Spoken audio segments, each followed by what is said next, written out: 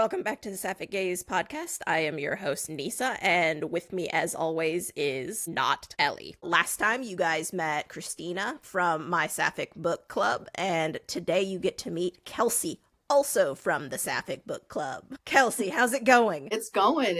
I had a bridal shower I had to go to today, so I hurried home. Had to make sure I was here on time. But yeah, I'm good. Okay, so for this assignment for this pod, you are a little bit newer to Sapphic literature. Yeah? Okay. Yep. So, you had a homework assignment effectively I sure did. to read a book that then got turned into a movie. So that is our theme today, books to movies. Yes. Are you ready to go? I think so. As ready as I'll ever be. Okay, so I gotta ask you a question, because while not a lot of Sapphic books have been turned into movies, a ton of books have been turned into movies. What's your opinion on the question of whether the book is always better than the movie? I feel like, for the most part, I don't think I've ever seen any movies that are better than the books, unless I'm just not thinking hard enough back in my memory. But I feel like I've only ever been let down significantly by a movie. I've hardly ever come out of a movie being like, oh, that did the book justice or anything like that. Yeah, I think the only one no, I take that back. I think there are two that I can think of that the movie was better, and both of them were by Steven Spielberg. Jaws and Jurassic Park are the only two I can think where I'd say the movies were definitely better than the book. Okay, yeah, I have not read either of those books. I've seen both those movies, and they're obviously, classics and great. I did I looked up like most popular books to movies just to see, and both of those were on the list for sure. Is Twilight on that list? Okay, no, so that was not on the list I found, but I did actually write that down as being like a significant part of my memory of reading all the books and then seeing all the movies like in theaters as soon as they came out. I went to the Breaking Dawn book release party at like midnight at Barnes and Noble. I'm so sad to admit this, but this is how I used to be. This was just the way it was. Yeah, it was a lot. And I remember at the time loving the movies, but now going back, it's like, oh my God, what a train wreck. So and I feel like part of that is just like the frame of mind that you are in when you watch the movies. Yes. I was genuinely trying to pick between Team Edward and Jacob and had zero interest in either. So yeah. Team Bella. Tough times. Yeah. Yeah. Seriously. Actually, I feel like there has to be on AO3 somewhere, like, fix where it's Jacob and Edward got together and Bella's just not even in the picture. There's gotta be. I know nothing about AO3, but I know enough to know that I'm sure that exists. Yeah. What? Yeah. Only from what I've seen you guys chat about. Like, in the chat, I've never been on AO3. Okay, well, this was fun to do this pod. I'm gonna have to go later. I'll just see myself out. That's wild. Yeah. I don't know. I mean, I'm newer to AO3-ish, but I don't know. It's one of those where before Sapphic like books really became not mainstream, because they're still not mainstream, but more mainstream, more accessible. I feel like AO3 was like the only thing you really had if you wanted like Sapphic content. Yeah. Well, yeah. And you already mentioned, I literally just started reading Sapphic literature in January. So very new. Yeah. Like, honestly, the only That's thing exciting. I knew about. Yeah. Oh, yeah, for sure. Yeah. The only thing I knew about, like, the only example of fan fiction I think I even knew about was I had heard through the grapevine that 50 Shades of Grey was a Twilight fan fiction. So, and I never read 50 Shades of Grey. So thank God. Thank God. I was really about to judge you. I wasn't going to tell you, but I was going to. Yeah, no, I never crossed that bridge. So Alex would have heard all about that. That would have been I'm nonstop. Sure. Oh yeah.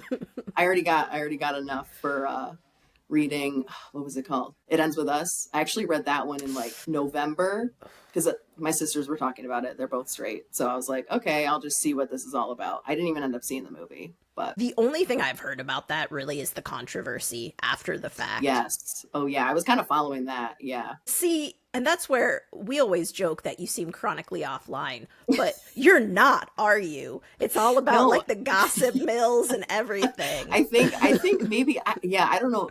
There's a certain side of chronically offline that I am, and then there's a certain side of online that I definitely am. But I feel like a lot of what I hear is through I have three younger siblings, so like they're all very much online, so I get all my information from them. But then I'll kind of follow it a little bit if it's piquing my interest. I can see it now. You do all of like the gossip mags, don't you? I well, it's hard not to click on it's hard not to click on a People magazine update. Okay. Of You course got me it's there. people. It's Yeah. people. It's always people. What even are the other ones? Like Us Weekly. Probably. I don't know. My grandma was always really into People magazines. Like they would always be laying around her house whenever we would go visit. So I feel like there used to be one called In Touch that my mom was really oh, into. yep, that's definitely one too. Yeah, like anything you can find on the table at like a dentist office or something. Exactly. Exactly. Yeah. That Yeah. was what my mom would consume. Yeah, it gets me. I'm here for the pop culture gossip for sure. Nice. But you did bring up It Ends With Us. So I'm Yeah. guessing you have heard all about that controversy. So it kind Yes. of actually oddly segues me Yeah. into our books to movie chat a little bit, because I know with like Sapphic movies especially, a lot of what the criticisms have been in the past are that when they are made, they are filmed from the male gaze, Yeah. because you don't typically have a lot of like female directors, but on top of that, you don't have many sapphic female directors. And so, like, big controversies that have been around, like This Is Us, where they were saying there was a lack of intimacy coordinators. I know one of the books slash movies that I'm going to bring up, Blue is the Warmest Color, that was another thing that got brought up. So, like, thinking about just Hollywood in general, it seems like the male gaze is problematic throughout not just sapphic movies, but even like hetero movies too. Yeah, for sure. And I know we'll talk about it at some point, but Carol, I kind of did like somewhat of like a deep dive into like the director of it, and he's a man, Todd Haynes, but he is gay, so I think that kind of provides like a unique look of just like, because of the historical context of it, of just like, yeah, I don't know. We'll get into it later. I don't want to divert too much. Actually, you know what? That is a great jumping off point, because that was your homework assignment, Yes. right? Yeah. And I think, I mean, it's definitely interesting because, I mean, obviously the book is written by Patricia Highsmith. I think that's how you say her name. Yeah. So I just kind of got curious about like her life, and she was closeted for, most of her life. And I think came out later in her life, but it was after the book had actually been re-released. So the book was re-released in 1990, originally came out in 1952. And she published it originally under the name Claire Morgan. So because she didn't want to be associated with it, and it's somewhat of an autobiographical book. So I just think, yeah, it's just definitely interesting. And then for a man to then take that story and turn it into a movie, I think is very interesting. I didn't realize The Price of Salt was semi-autobiographical. Yeah, that's just in my like quick Googling research of trying to look it up, but it's supposedly like based off of her. She like was actually in a store similarly to what Therese, one of the main characters, is, and saw this woman, and like that's where she got the inspiration to write this whole book. Okay. So for any of the listeners out there who might not know the book, The Price of Salt, or the movie Carol, which, I mean, there has to be somebody out there who doesn't know one of those, because you didn't. That was me up until about a week ago. So until I got this homework assignment. I guess, did you want to give a quick synopsis? Yes. I will do my best. So it starts out, we meet Therese, which I was listening to the audiobook, and she definitely, the narrator was calling her Therese, but I think in the movie it's Therese. I don't know. I'll just say Therese. That's what I'm most used to after watching the movie. We meet her. She's working at like a department store type. It's like around Christmas time. There's a lot of people coming in to, buy Christmas presents. And she sees this woman across the way who ends up being Carol. Carol Aird. Therese's name is Therese Bellavette. So yeah, interesting name. It sounds French. So I think it's Czech. Oh, yeah. Interestingly enough, for anyone who wants to know. You're like, I Googled it, so I'm kind of the expert. I Googled it. Don't want to say anything, but like, yeah. You can come to me for really any question about this book. But yeah. So from there, they kind of, they're somewhat flirty, kind of.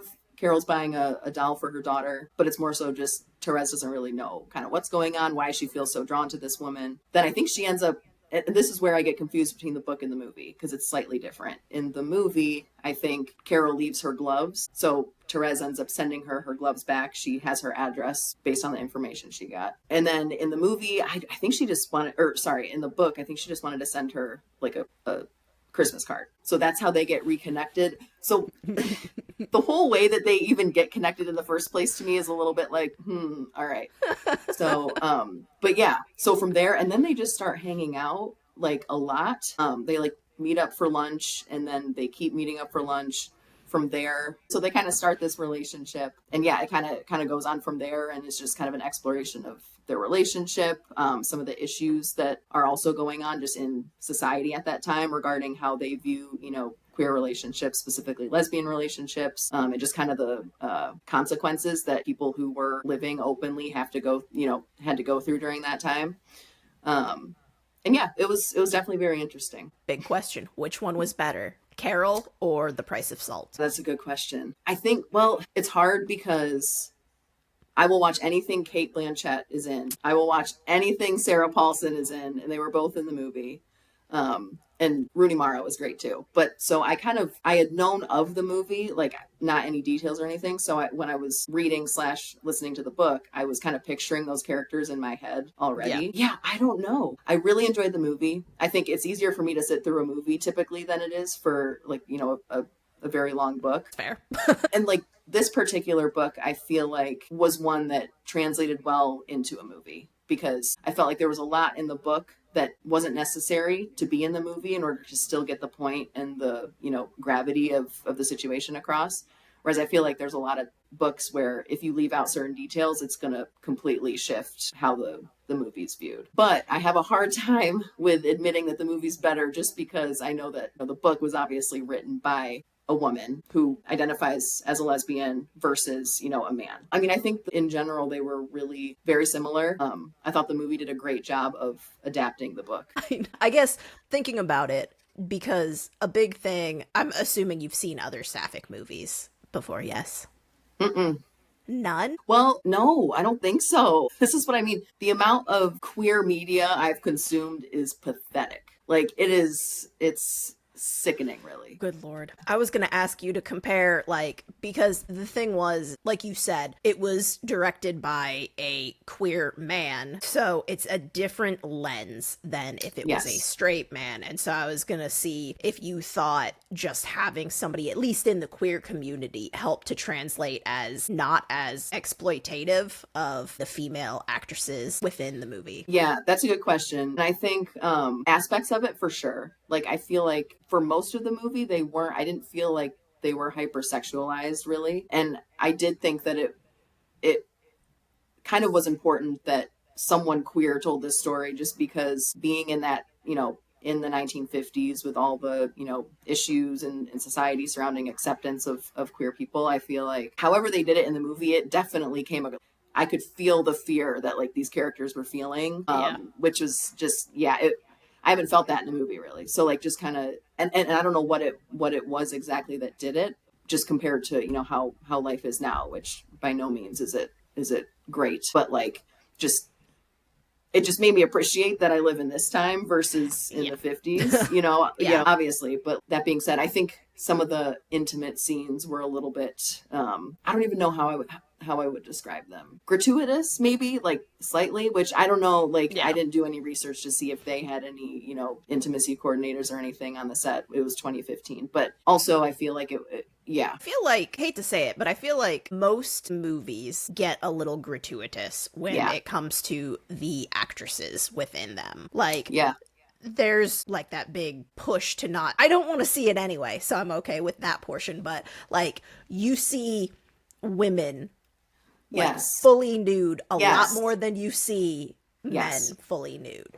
100%. And so I feel like even talking about that is all of the movies kind of get gratuitous in a way with women and how they like view women and kind of show them. Yeah. For sure. And I definitely feel like that might have been the case with this movie too. There was lots of nudity in the, few scenes that, but yeah. Yeah, and you wonder how much of that is like pandering to the audience and the Right. ability to sell it versus how much of it was like the director really saying, I think we need to film it this way. And I also think it's interesting. I mean, I don't know if this really matters, but I don't believe either actress identifies as queer. I could be wrong. I but don't believe I don't they think do. yeah. So that also just got me thinking too. I'm like, is there I guess, should it be people who actually identify as queer playing those roles, to add like a more of a realistic, I don't even know what the word is, just to make them feel more realistic or more true to the queer experience. Yeah, and that was actually something that we had brought up on, I don't know if I posted it yet. That might be next week's episode. But we have a podcast coming up on women in Hollywood, and that's one of the things that we kind of brought up is even in today's society, you would think there would be plenty of sapphic actresses, whether bisexual or, lesbians, who would be able to fill those roles. But even today, there's still a little bit of a kind of like a taboo where if you do come out, you almost get blacklisted to say, well, I can't see her now as a lead actress because, Right. well, she's a lesbian who wants to see a lesbian act of all things like she's into this dude. That's true. And I mean, Sarah Paulson is in the queer community and, she was in the movie too. So, Well, yeah, and that's an interesting one, too, because it isn't even like there. You can't even say they didn't have the opportunity to have a Right. queer actress be one of them because they had Right. a queer actress in the movie. Yeah. That's a good point. Not trying to put words in anyone's mouth, but it's almost like they intentionally sidelined her to be, play the gay best friend.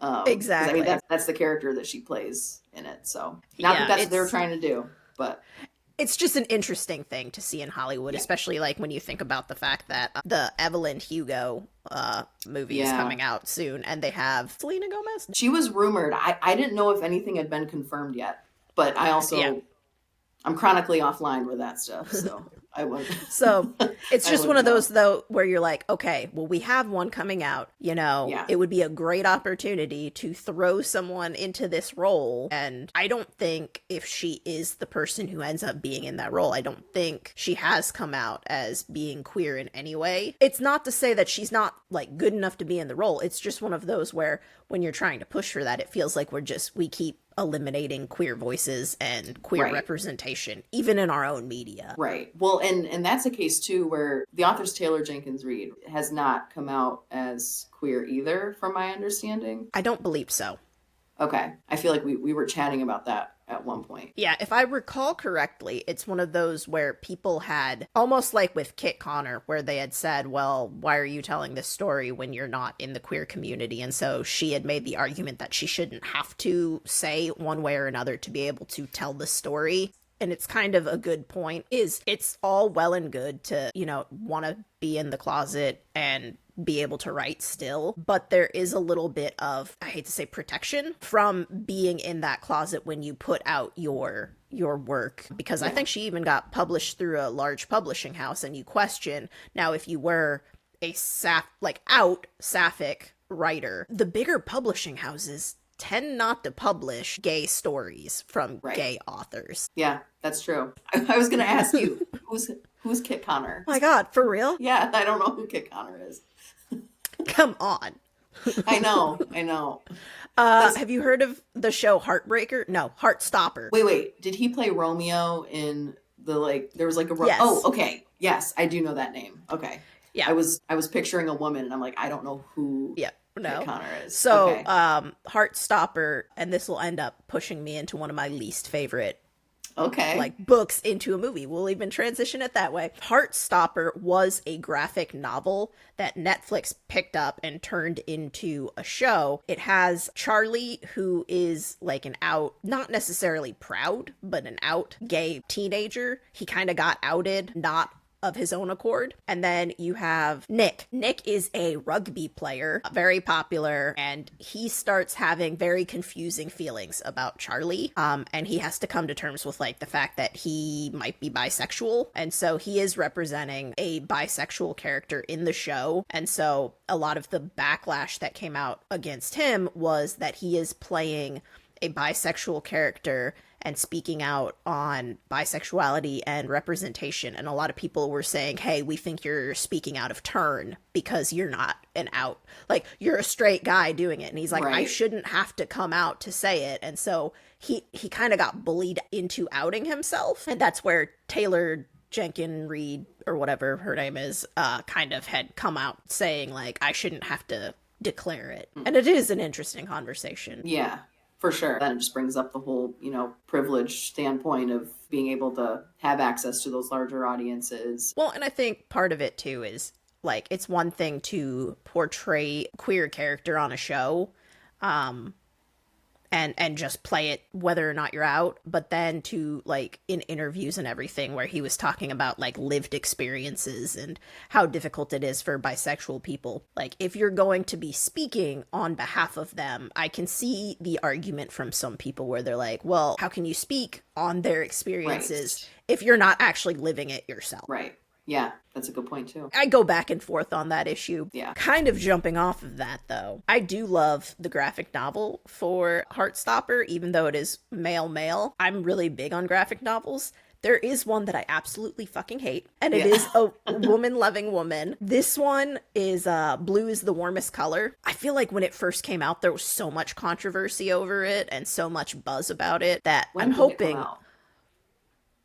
Well, that was before I had a kid. I think 2015. Well, that's when the movie came out. The graphic novel came out in, I want to say, like 2011. How much of the controversy do you know regarding that one? And how much of the story do you know? So story, I don't know anything. So the graphic novel is actually written by somebody in the community, which I end up just so shocked about that fact because of how much I hate it and how, like, terrible of a message I feel like it is giving. But the movie there's a name discrepancy also. So the movie focuses on Adele and Emma, and the novel focuses in on Clementine, who is the Adele stand-in, and then Emma. So if I switch between Clementine and Adele, that's the same character. Adele is a high schooler, and she's at the time like dating a guy, and it's kind of one of those where you can tell she's kind of trying to play into that compet a little bit. But she goes out to a club with her friends, and she sees across the way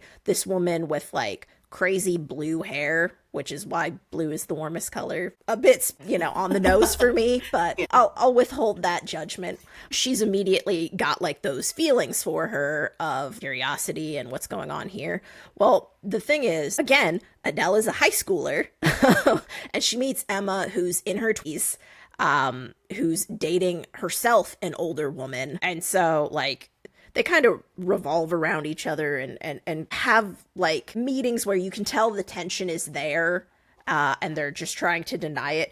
Eventually though, and I don't think it's really a big spoiler because this is where like all the controversy comes from the movie, is eventually Emma cheats on her girlfriend with Adele. And so it's all about their love story after that. So with the movie, the big controversy was around this sex scene, where like when it went to all of the festivals, everybody was like, oh, it's so raw, and it's not something we see all the time. And I'll be honest, a lot of the reason we don't see that a lot of the time is it was like porn, and it was filmed through this male director's gaze, to the point where both actresses had come out after the fact saying they felt extremely uncomfortable. They didn't have intimacy coordinators, but also there were times where like the actresses did not want to engage in the acts, and the director forced them to do it. The movie is already like marred in all of this controversy because of that. But as it rolls on, I think a big problem that both the graphic novel and the movie have is how they portray queer people, because there is so much infidelity in this book that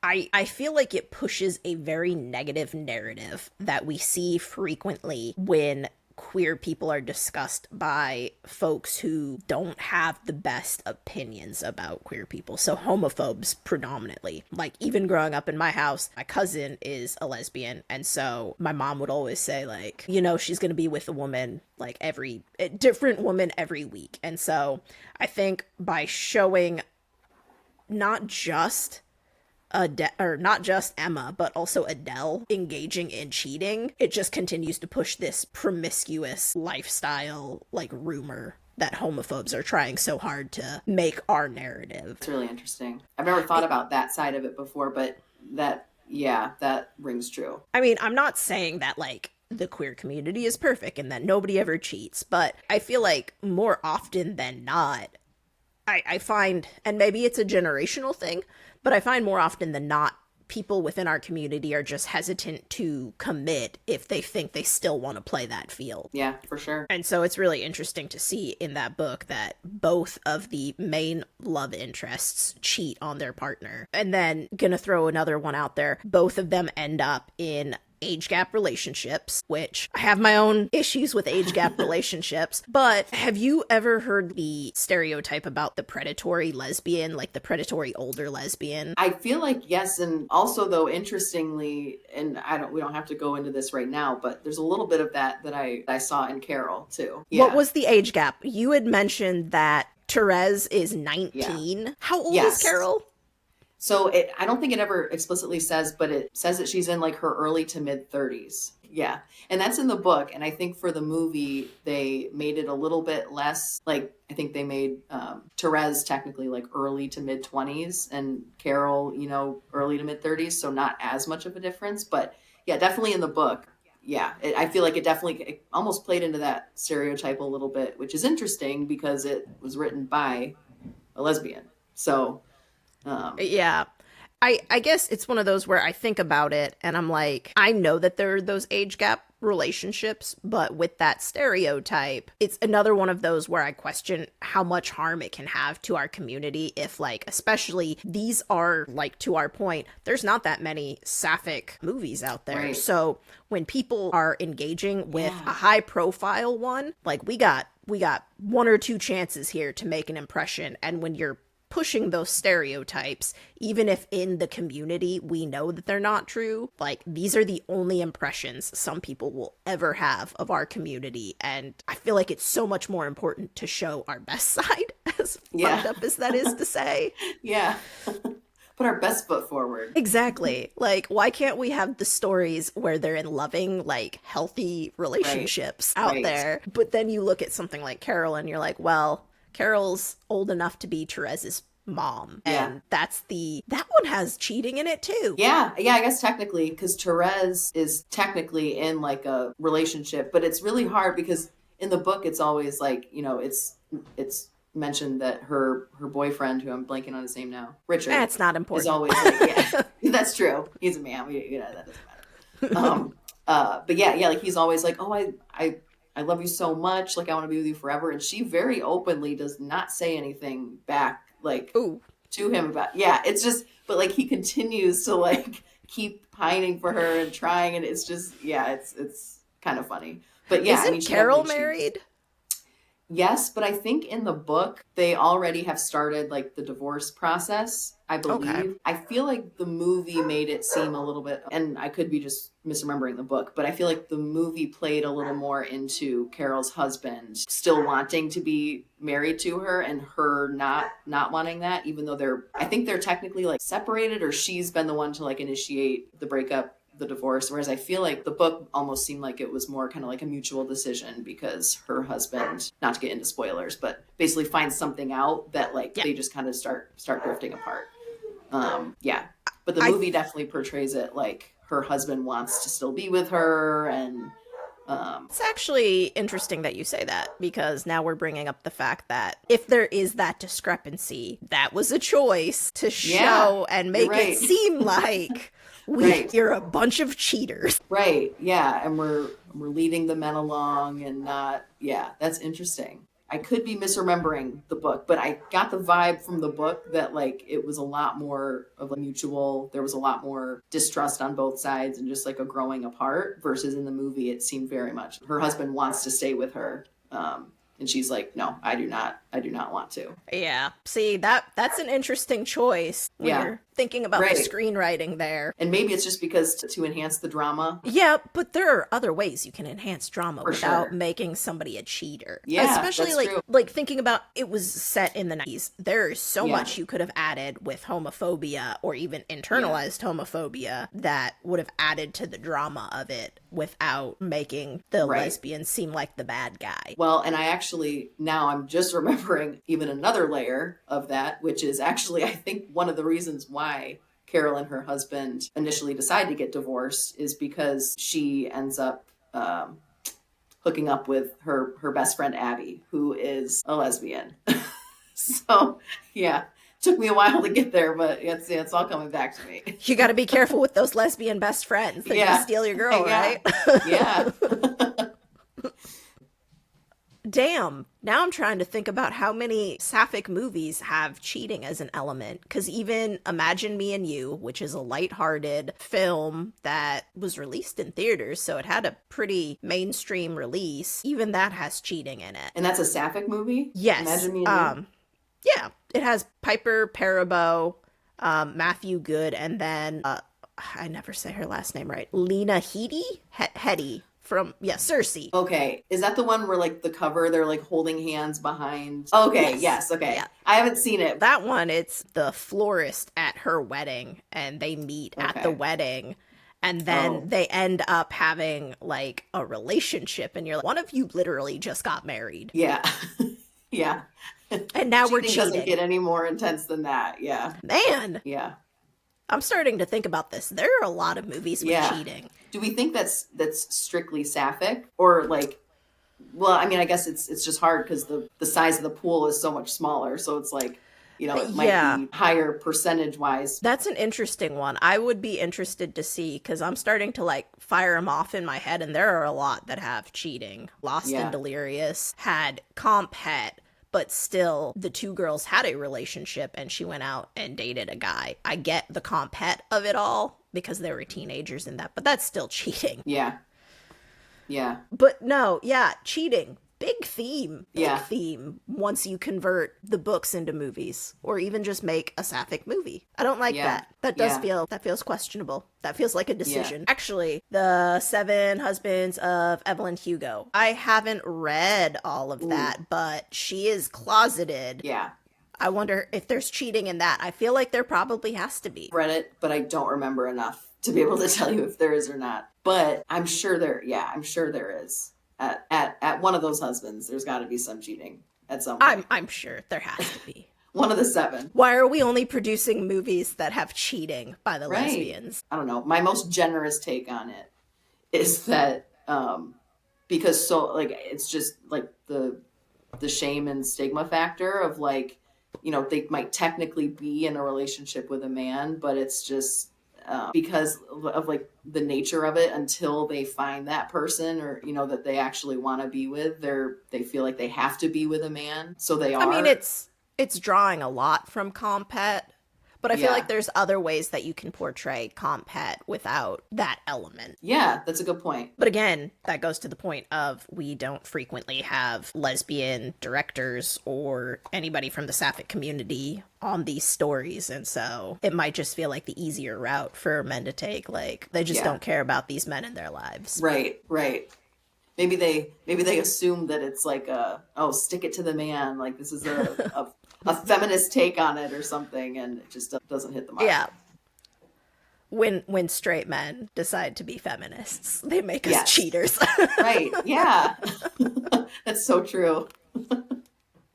It's so sad. Oh no, that's messed up. So I know I talked a lot about how much I hated Blue's The Warmest Color as a movie, but I actually think I have more anger towards the novel than I do the movie because, you can chalk up the straight man and the male gaze ruining the movie, but the book, I almost wonder how much of it was internalized homophobia. because it had those same elements of cheating. The older woman kind of, I hate to say preying on the younger girl, but I mean, she's a junior in high school. Clementine is. So what is that, 16, 17? Oof.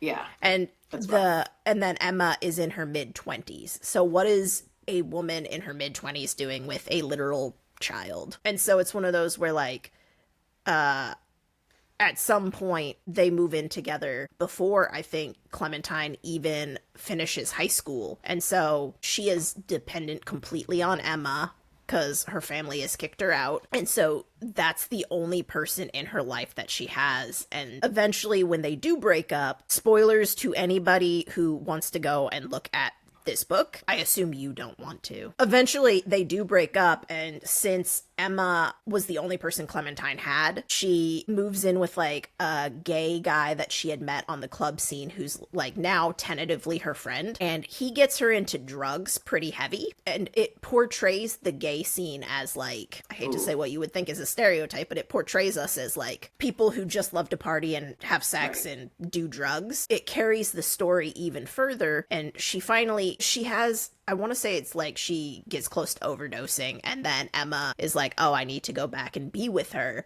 And so they get back together, but then Clementine dies from I think it's a heart condition that like started because of her overuse of drugs. Okay. So it literally read to me like a cautionary tale of, if you become, or if you acknowledge that you are a gay person, you're going to get kicked out of your house. Your parents will disown you. You'll cheat, and your partner will cheat on you. You'll fall into depression. You'll do all these hardcore drugs. You'll overdose. And then eventually you will die because of all of that. Like, it progressed all the way through. And I'm like, what the fuck message are we sending right now? And it's from somebody within our community. I believe they've transitioned now. So they're transgender. So it's really, to me, upsetting to see somebody from our own community putting something out there like that.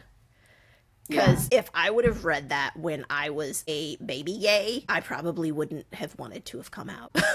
Yeah. That's a good point. It pushed all of like my fears onto a page, living with homophobic parents, and I was like, oh God, I don't know if this is a risk worth it. Yeah, I can so see that. Yeah, I mean, I thank God I did not read that or see that movie when I was, coming out or in the process of coming out. I mean, definitely growing up in a community that, I mean, even I think in general, like, I do feel like media tends to portray the gay scene as like intense partying, intense drug use, like very, very taboo for sure. Even from other people in the queer community. Like, I don't know why right now, but a lot of Ryan Murphy's shows are like coming into my head as like very heavily like over sexualized, and that's interesting.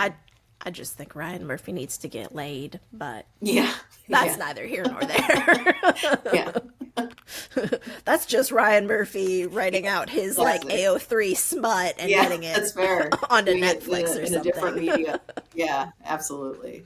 Yeah, but that's really interesting. I did not read that. No. That was a rough one. But so something Ellie and I have been doing have been starting with the ones that are heavier, because ending on that heavy note really sucks. So I did save my favorite for last. Oh, good. Cool. And this is one that I would recommend to you to read, just because it's a classic. And it's hard. Have you heard of Sarah Waters at all? Yes, and I've heard of what I think you're about to say. Fingersmith or Tipping the Velvet? Oh, actually, no, both. So those are two different books. Like, those are different. Yeah. Okay. And then she has another book, Affinity, which gets brought up a lot too. Yeah, definitely. I think it was Tipping the Velvet was actually mentioned in like another one of the books that I've read as like one of the characters having been reading during the book. I was gonna say, I feel like recently I read one as well that had Tipping the Velvet. Yeah. Be mentioned. It's a classic. I feel like it's kind of in the same vein as like The Price of Salt, where when you jump into it, like, those are the books that have been out there for so long that a lot of people have read, because I read that when I was in college. So okay, at least before 2009. So it's been out there for a bit. But I haven't read Tipping the Velvet. I saw the BBC miniseries. That one was interesting. I don't know if I would ever actually read it, just because it doesn't seem like something that I would want to read. But it is interesting because one of the characters in it is definitely more mask presenting. And so she definitely acts the part, which, I don't know. She seems to me like an old school fuckboy. Okay. So I don't want to read that, so I haven't read it. Yeah. But Fingersmith, can't say enough good things about that. Fucking love it. It's actually been adapted multiple times. So the one that most people have seen the adaptation is The Handmaiden, and I think that was a Korean film. It doesn't cover as much ground as the book does. It cuts a whole lot out. And I will say that Sarah Waters does meander a little bit, but it is a historical fiction. And so I think she was really trying to set the stage of what like everyday life was like in that time period. It does bring you into more of like what the city streets were like and how this person was growing up, and really focusing in on that character development through that. But that interested me a lot. They also did, the BBC did an adaptation of Fingersmith as well, and that's the one that I actually really, really enjoyed. The Handmaiden, I think, where I get hung up on that, and just kind of to give you a brief synopsis without giving anything away, I don't know their names in The Handmaiden. I do know their names in Fingersmith. So Susan and Maud are two girls, or two women, who are kind of, they live very different lives. So Susan is an orphan who lives with a band of thieves and con artists, basically. Grew up very poor.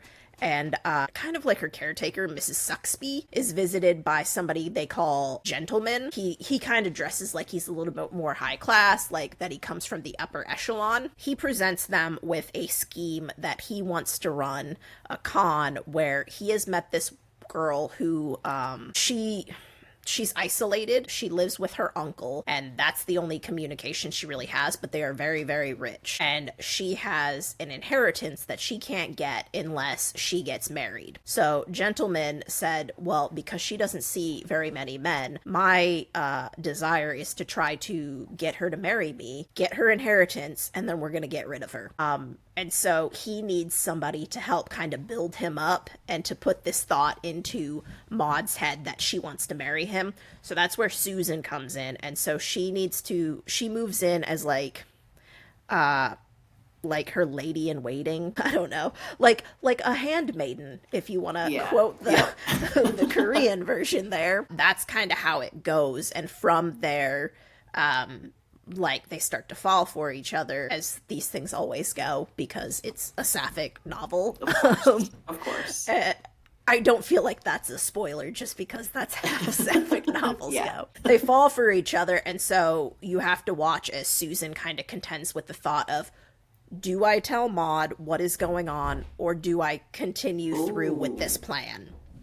And that's really where a lot of that drama comes in. I really appreciated it in the BBC version, because it really takes the time, as it is a mini series, to kind of like portray it over 3 parts. Of the way that like Fingersmith the book is written is it does have very much 3 acts of the book, and so they're able to spread it across and give it all the time that it's really owed. Whereas The Handmaiden, being a movie, it's really much more clipped. The thing that bugs me about The Handmaiden too is it suffers from that same thing that all the other ones have, where it's the male gaze. It really focuses in on less of the like moral dilemma of, do I tell her, and a lot more on the sexual aspects of their relationship. I think The Handmaiden is another one where it won a bunch of awards and everybody was like, it's critically acclaimed, and they're like, oh, it's but it focuses so much in on the sex, and you're like, that isn't even like close to the most important part of this movie. Like in it more for the shock factor of it. Yeah, exactly. And I mean, that director, I've seen other stuff from him, and he kind of has a tendency to, what's the word I'm looking for, objectifies the female actresses in his movies. He's a very sex heavy focus director. I feel like it's another one that suffers from that male gaze. But I think you should read that one or watch it. Either or. I might do both. Now I'm on a roll. You'll make Alex really happy because it's historical fiction. Yes. Oh yeah, I'll be able to cross that off on my bingo card. Oh, there you Awesome. go. Yeah.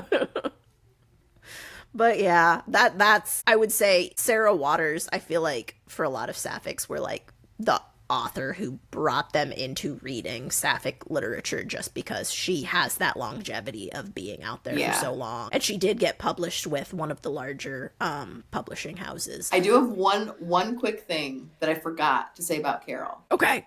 Is that I think one of the things that also made it such a big deal the book, The Price of Salt, was that because it actually was one of the first pieces of like literature or really stories to actually end on a happy note. This actually probably can't put this in the podcast because it gives it away, but it's interesting because it definitely it leaves it kind of open-ended, but they do find each other again at the very end, and it's kind of left at like they're like reconciling and coming together. You mentioning how open-ended it ended was a spoiler for somebody. What are they doing? Because that book came out in the 50s. Yeah, that's true. The movie came out in the early aughts, right? 2015, I think the movie came out. Okay. So like that's been out for a newer decade too. No, that's 10 years ago. How is that possible? Yeah. If that spoiled it for somebody, I mean, yeah, you guys had 10 years to at least jump on the movie, if not 50 years for the book. That's fair. I mean, it got nominated for like 6 Academy Awards too. So, I mean, it was a big movie when it came out. I just, of course, hadn't seen it. Yeah, but you're like chronically offline and apparently don't like consume any Sapphic media. No, I didn't even know it was a thing. I'm like, oh my gosh, I've been depriving myself. I feel like I need to go through and like quiz you now on all the things that I feel like you should have already seen or read. I guarantee you most things I have not seen and haven't. That's crazy. Yeah. So is Carol like your first Sapphic movie that you watched? Yeah, I guess, that's like explicitly like meant to be like a romance story. I mean, I've seen, like shows and stuff where they have side characters that are gay and whatnot. How about Fried Green Tomatoes? No, I haven't seen that one either. Oh my God. Yeah. I need a list of like all of these, like just like the entry level Sapphic media. I don't know what to do with you right now, Kelsey. I don't know what to do with you. I know.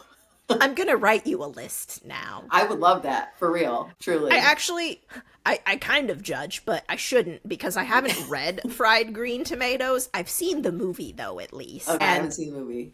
I've heard that the book is much more explicit of the fact that they were in a relationship. Okay. But the movie, if you're paying attention, the movie puts it out there, but you could very easily miss it. And so it's one of those that comes up in a lot of like articles where people are like, oh no, that's not a lesbian movie. And you're like, it 100% is if you know what you're looking for, guys. Kind of like this is gay. Like Bert and Ernie.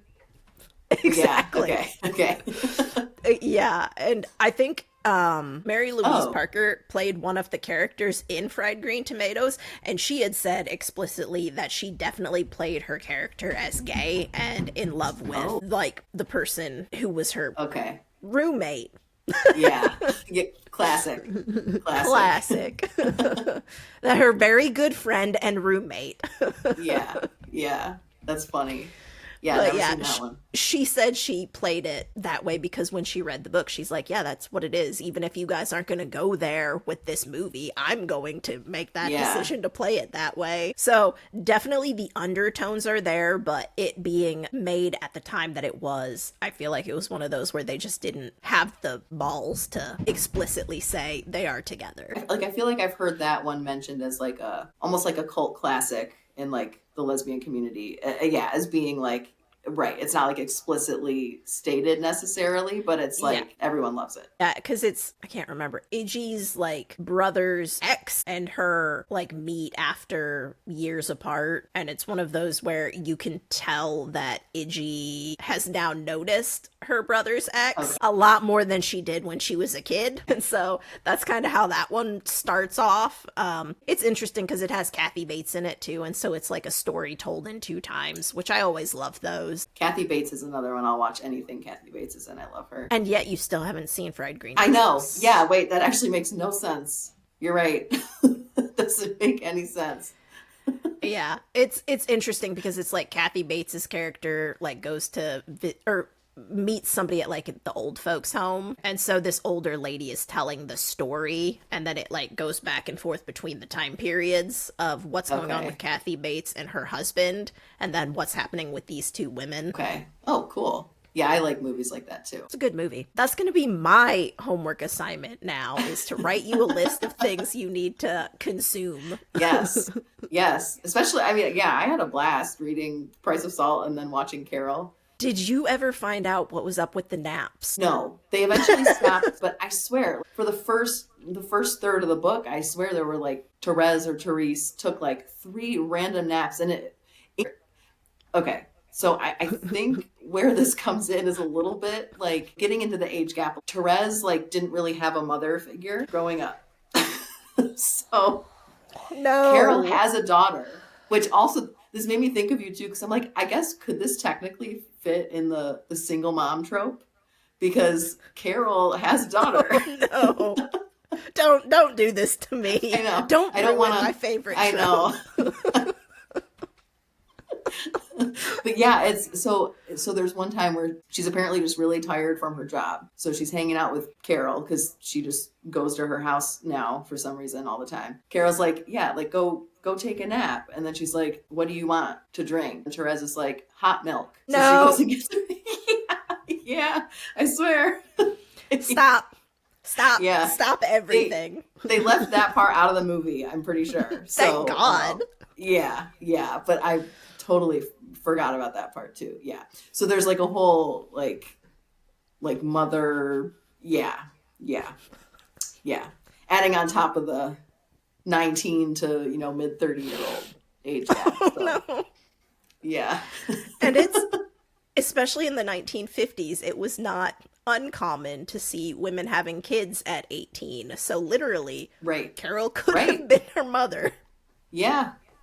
Nope. Yeah. Nope. That's gross.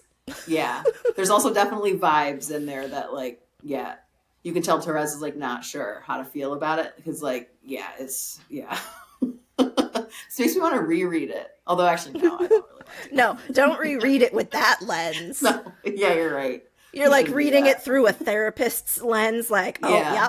Really yep. She separating views her as a mom. Yeah. And then there's a whole other like analysis of it that I was reading. Someone wrote about like how it's like a competition between Therese and Carol's daughter, Rindy, of like, yeah. So that's a whole other element of it that, yeah. Ew.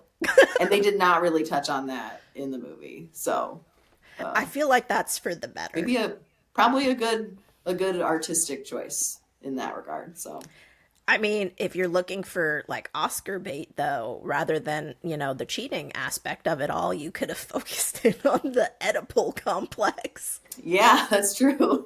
Freud would have a field day with that. Yes. God. Back to me. I don't know if I'm going to read that one now. I watched the movie. That was good enough. Honestly, I do think if you've seen the movie, you've seen enough of that story. Fair enough. Now that's a take. It sounds like you did take a stance on whether or not the movie or the book was better. And I'm thinking you said movie.